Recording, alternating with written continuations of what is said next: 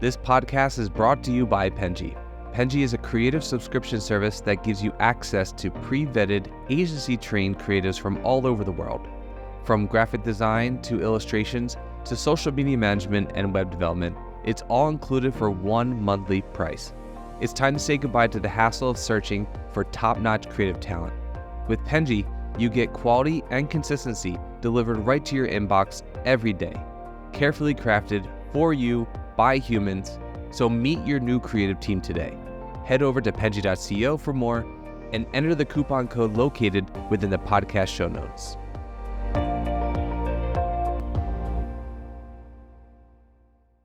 Okay, hello everybody. Welcome to the First 100 podcast. This is where we discuss and explore the journey of entrepreneurs, business owners, and agency leaders as they share their strategies, challenges, and triumphs that have led them to secure their first 100 customers, 100 followers, first 100. I'm your host, Daniela, and I'm Penji's partnership coordinator. Today, I'm joined here with a very special guest, Jessica Stansberry. Hi, Jessica. How are you? I'm good. How are you? I'm doing good. Very happy to have you on the podcast today. Yeah, same. I'm excited to be here. Excited to. For anybody who wants to get to know you, who doesn't know who you are, is just getting to know you from this podcast. Can you tell us a little bit about yourself, what you do? Yes, sure. So I have been in the digital marketing space for a long time now. In 2010, I actually started my first full-time business after my son was born, and I was doing web design and graphic design. And that eventually in 2015 or 2016 kind of morphed into teaching people how to do the things, like teaching people how to market, teaching people how to do email marketing, teaching people how to do YouTube eventually. And so that is where I'm at now, is I teach a lot of how to strategies when it comes to content marketing, when it comes to creation, when it comes to marketing in general. And yeah, I live in the mountains of North Carolina and just hanging out here with my cows outside. So With your cows, teaching marketing. that's what I do. I teach marketing in the middle of the cows. So it's quite interesting to me that you were more involved in the graphic design and web design space, and then you sort of migrated over to marketing. What made you want to do that switch instead of teaching graphic design actual methods or something like that? Yeah, so I have a degree in advertising. So my degree from college is in advertising with a minor in marketing and business. And so that has always been at the core of what I am and the core of what I love. And when it came to web design and graphic design, it was really because I needed something to be able to make money to stay home with my kid when he was born. And I was like, what can I do really fast? And so I was like 24. And I was like, okay, this sounds good. And then so I started doing web design and graphic design. And so I always liked it, but it wasn't like my passion by any means. And so when I started kind of getting into the more teaching space, it wasn't even, I actually did teach a little bit of that at first.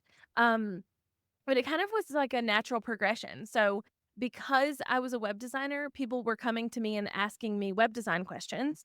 And so I would answer these web design questions, but then that would like bring up other questions. And so I was answering these marketing questions. And so it just kind of snowballed and went in the direction of marketing a lot because that's the direction I wanted it to go. I didn't really want to teach graphic design or web design. But also because that's the direction people were asking questions in. So it just kind of naturally went that way. Yeah, well, graphic design and marketing are very hand in hand, Yes. right? Yep. We do graphic design at Penji. That's kind of what our thing is, right? And we also have a lot of people who need to outsource their graphic design, Yeah. who need to learn how to sort of ask for those designs, right? Especially with things like UX UI, when they're like, okay, I want a website, but then it's like you have to tell them like, we can do that for you, but you need to Yeah. have something in mind first. That's very important before you tell me, make me a website. Yes. Oh, absolutely. And even when people do have something in mind, half the time they don't actually have the right thing in mind. And so, you know, it was an interesting industry that I just didn't want to be in anymore, you know? Yeah. So, can you tell us a little bit about your journey to you've obviously grown a lot, and you said you've been doing content since 2016, which is a while now. Um, how has that growth been? How has that journey been? When did you actually start seeing traction from your videos and, people actually listening to the stuff that you had to say? How has that growth happened for you? Yeah.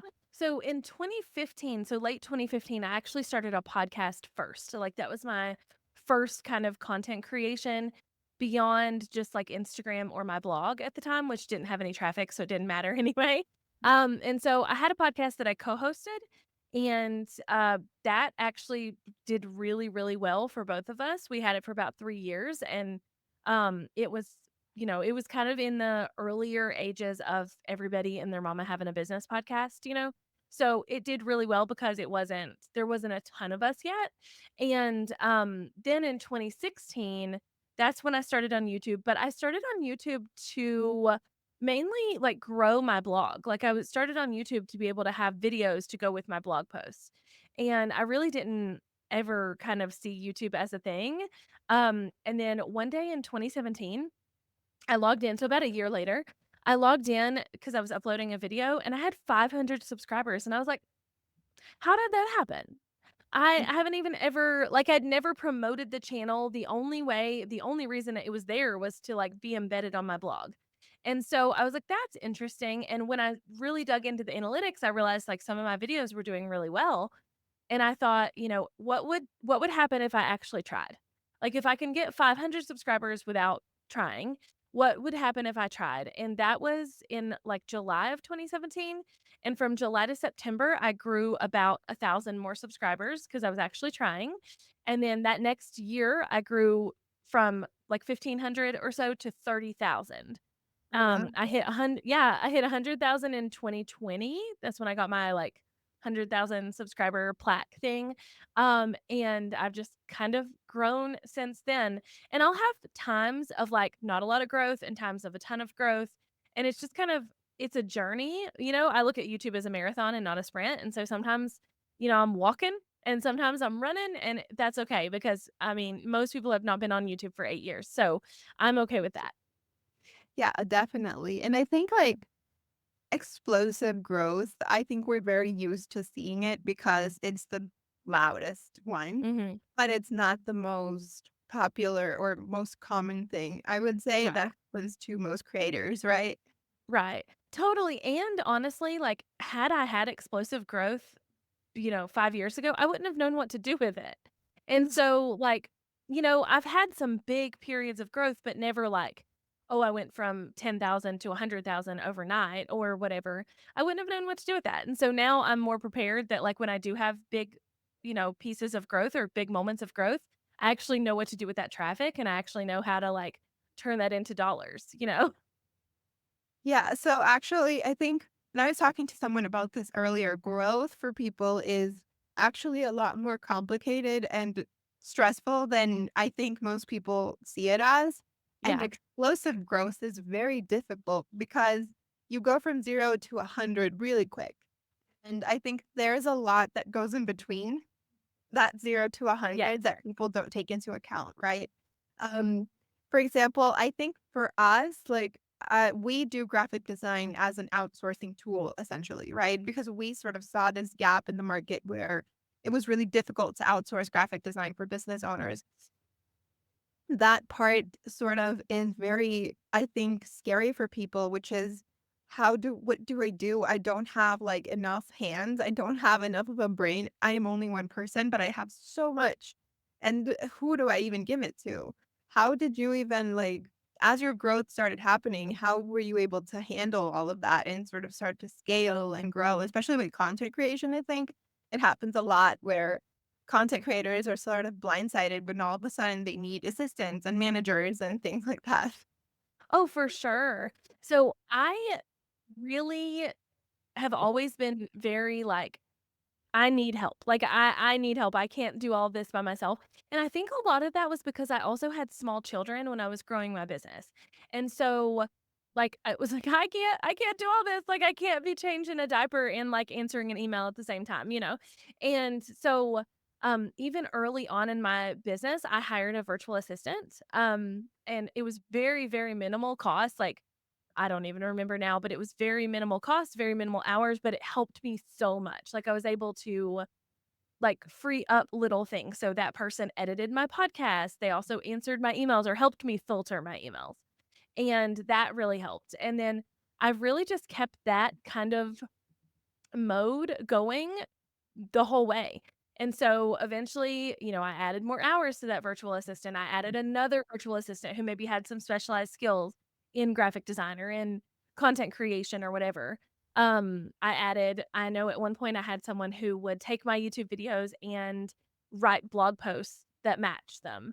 And then, I've had video editors and things like that. And so it's just kind of, I think because I've always been okay and good with hiring help, and I've always had it. Oh, at least since 2015. I didn't have it before that, but, I'm okay with, like, seeing that, like, the world is not gonna burn down if I need to spend an extra 100 or $200, this week or whatever, to get somebody to come in, and again, as I've grown, that cost has grown, but I've also made more money, so it's okay. Yeah, obviously. I'm curious because you did graphic design, and so you have knowledge of graphic design. A lot of people tend to outsource things like video editing and graphic design because they don't have that kind of expertise. And, they're like, I'm not willing to learn how to use Illustrator for this, right? Right.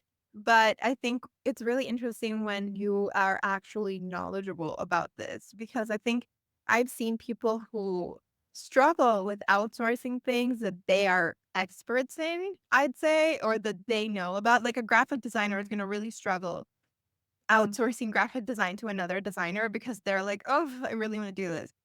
Mhm. Or because they have like visions in mind of what they were envisioning for this page to look like or whatever logo or something. How has that journey been for you of like learning to give it to someone else?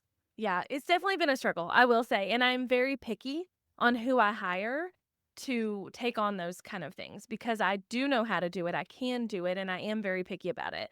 So, I'm kind of picky on like, "Oh, well, I need to see, like, specific criteria by people or a specific style or something where I feel like they'll actually get what I'm trying to do, rather than just being able to, like, hand it to anybody because that doesn't feel good to me. And a lot of it is, knowing that me me taking the time. So me taking, let's say, 2 hours or whatever to make graphics or whatever the scenario is, edit a video. Um, and knowing that that 2 hours could have been better spent by me actually strategizing in my business or spending time with my kids or, something I wanted to do, that really helps me say, "Okay, I can outsource this. It is fine." And if they come back and I don't like it, I just tell them I don't like it and we go from there. Like, it's not that big of a deal. Yeah, just doing it. Uh, Little times. Yeah, definitely. I think like I also wanted to ask you because I think that this is a very sort of jarring thing for a lot of people who are growing on their business, which is how did you learn to have someone work for you full time? Like actually realize. I think when you do like one off projects, like I think a lot of people tend to outsource to sort of Fiverr type of things where it's like, I'm going to pay you one time and then you do this thing and then that's it. Bye, we're done. And it was $60. It got what I wanted and that's useful for the beginning when you don't have that kind of demand for a lot of things, right? But if you're a content creator and now you need to start putting out videos monthly, you need to hit a certain quota of videos and you need graphics for every video. You can't have a designer do one thing every 6 months, right? You sort of need that constant. When that moment happens and you realize you need to have someone more permanent there to do it for you, it can be really scary for people because they're like, I don't know if I'm gonna have like enough work. This is kind of scary. You're my employee. Now your livelihood depends on me. Yes. How did you manage that? That is I mean, it's still scary, to be honest. I hired my first full-time employee in 2020, and now I have 2 full-time employees. And it's still scary. There's still months when, like, the income isn't what it was last month or 2 months ago or whatever, where I'm like, "Ah." So, but the biggest thing was I was never spending outside of my means, I was always like, "Okay, I know that I'm making X, Y, and Z," and I usually had already kind of been spending that money with contractors. So I was already spending $1,000 here for this or $2,000 there for that or 500 there for this. And so, taking those jobs away from those contractors and giving them to my employees made more sense. Mainly because having somebody dedicated to my business is a really big deal, and I was really struggling a lot with some of the contractors when, they'd have other projects going on. And so I wasn't their like number one, thing. Right. Yeah. Yes. And so like I would struggle with that because I'd be like, I don't feel like they did enough for me or whatever. And since hiring employees, I don't have that feeling at all. I feel like, they're totally mine and they work for me and that's it. Yeah, and definitely, I think a huge thing that people don't realize that they need is continuity, right? I think when you have a contractor or a freelancer, they they have other projects, right? Or they're kind of just there sporadically. They are kind of losing awareness of your brand, of your project, of your vision. And so then it's like you have to go back to that discussion table and be like, no, no, no, right now we're trying to like do this with our marketing or do that. And, we're trying to create this kind of content. Whereas when you have someone who's constant, they can be more, you know, in tune with everything that's happening and the changes that are happening within. Oh, totally. Absolutely. So I kind of went from like freelancers and virtual assistants and things like that to OBMs and more like high level roles of like online business managers. But again, they had like 6 clients, right? And so that I felt like that was happening with them and I was paying them a lot.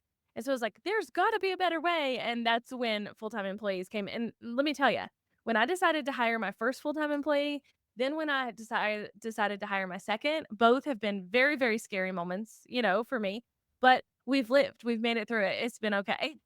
Yeah.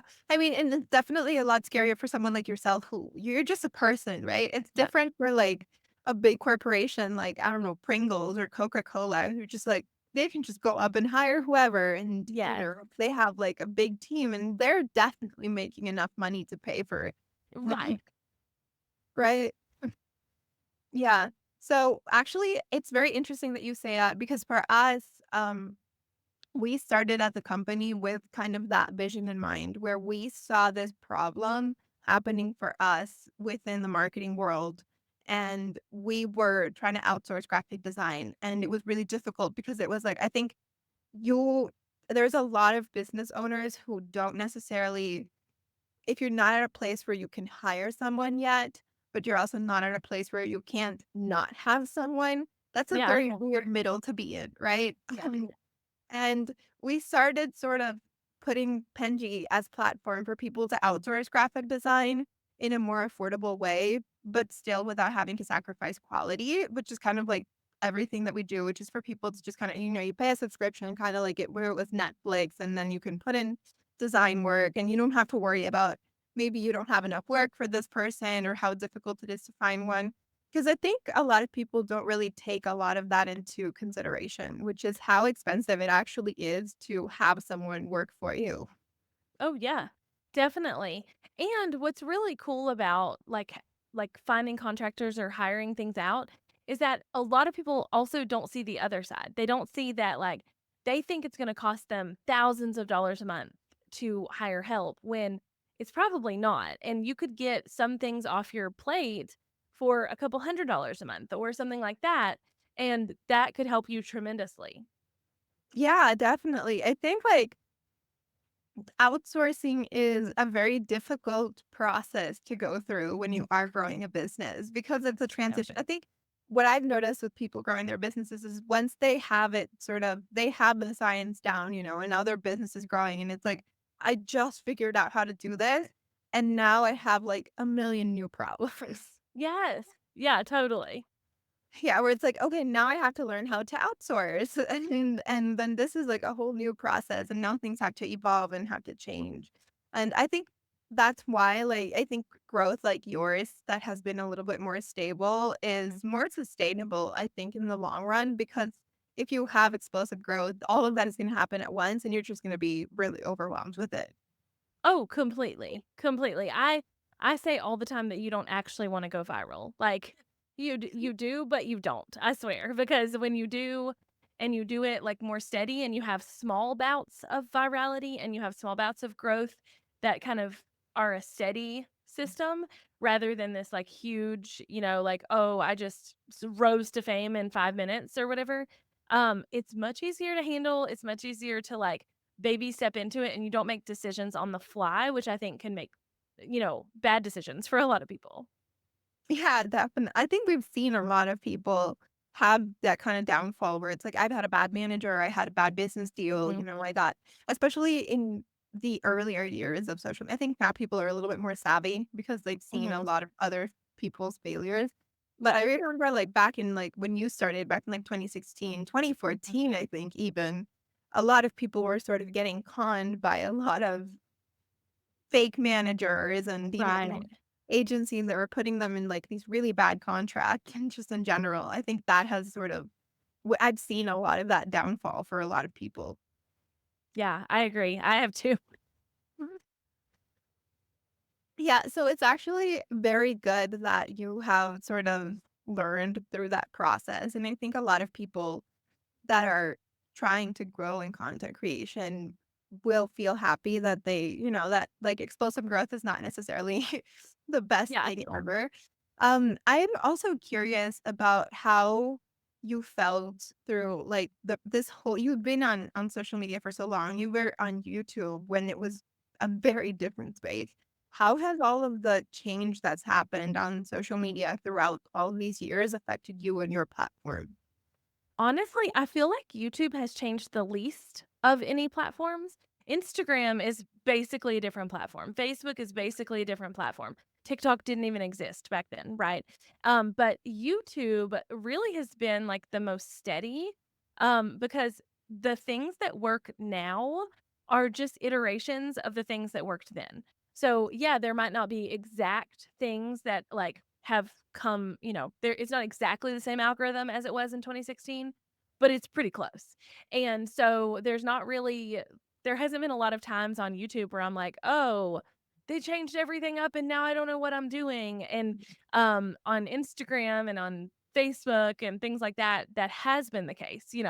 And with Instagram, well, with that, I guess, I have really seen for the last probably 5 years where I keep YouTube as my main content creation platform because I know how to do that.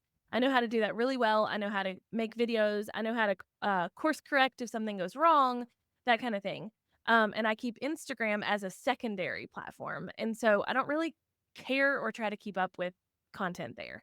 I will do content there and I will create content there, but I don't like see it as my like main source of income or anything like that. So yeah, I just kind of go with the flow. Like I'm a big like I love change. Change doesn't bother me at all. As long as I understand it or like as long as I can like adapt to it well. And so for me I'm just like, "Hey, let's just keep going with what's working and as things change, we just do it." And it's never really failed me.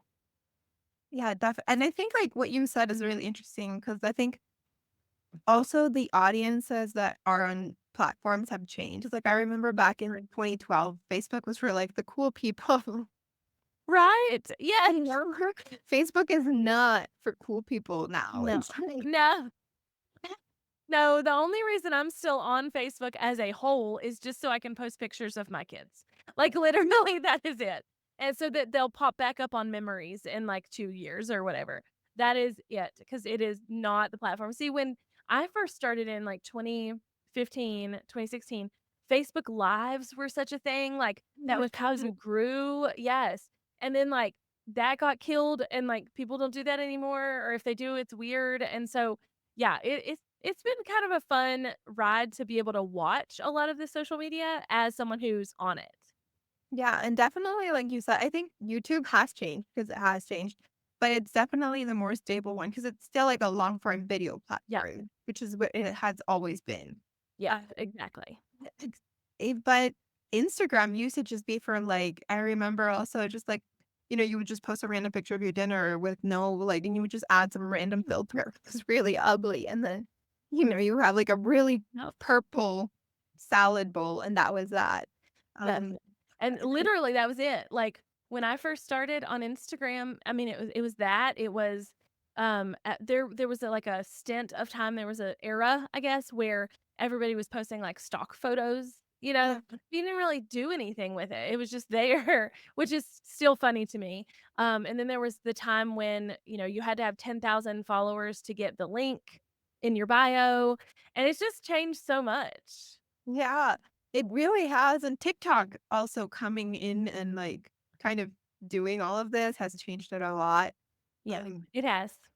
yeah. But I wished, as a content creator, I wish that everybody would stop trying to be TikTok. Like, I hate YouTube Shorts.